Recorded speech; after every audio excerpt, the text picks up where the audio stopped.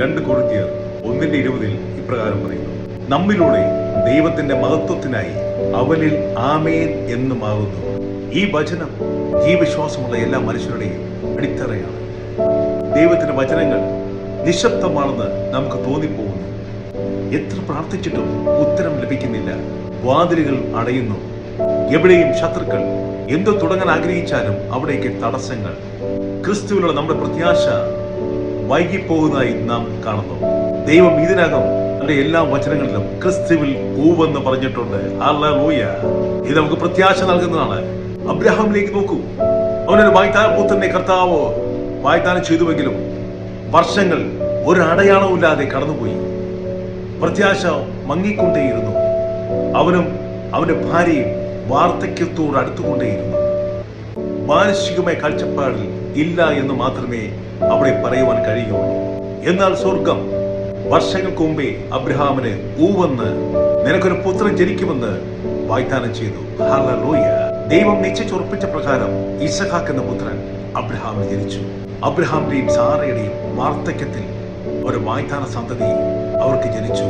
ദൈവത്തിന്റെ വചനം ഒരിക്കലും മരിക്കുന്നില്ല. അത് ജീവിക്കുന്നു, അത് പ്രവർത്തിക്കുന്നു, അത് പ്രവർത്തിച്ചുകൊണ്ടേയിരിക്കുന്നു. ദൈവത്തിന്റെ വാഗ്ദാനം പെട്ടെന്ന് സംഭവിക്കണമെന്നില്ല. അതെല്ലായ്പ്പോഴും ഊവാണ്, ഉറപ്പാണ്. അത് സംഭവിക്കുക തന്നെ ചെയ്യും.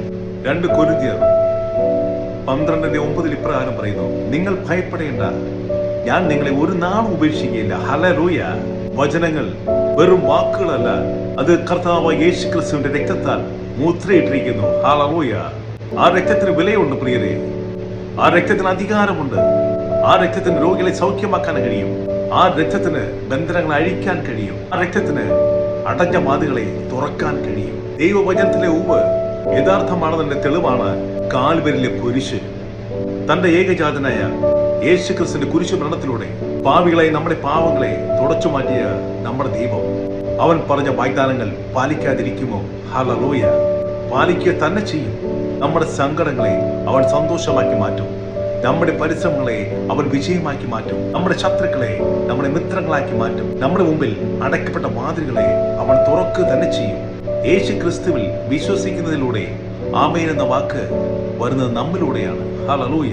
പ്രിയമുള്ളവരെ, സാഹചര്യം നമുക്ക് മുമ്പിൽ കൊടുങ്കാറ്റായിരിക്കാം, വലിയ തിരമാലകളായിരിക്കാം. എന്നാൽ ഈ കൊടുങ്കാറ്റിന് ശേഷവും തിരമാലകൾക്ക് ശേഷവും ഒരു ശാന്തത എന്ന ദൈവവചനത്തിന്റെ ഊവ് നമ്മെ തേടി വരും. നമ്മിലെ അവിശ്വാസത്തെ ബന്ധിക്കുവാൻ നമുക്കാകണം. പ്രത്യാശയോടുകൂടെ ദൈവത്തിന്റെ ഊവിനായി കാത്തിരിക്കാൻ നമുക്ക് കഴിയണം. ഹല്ലേലൂയ.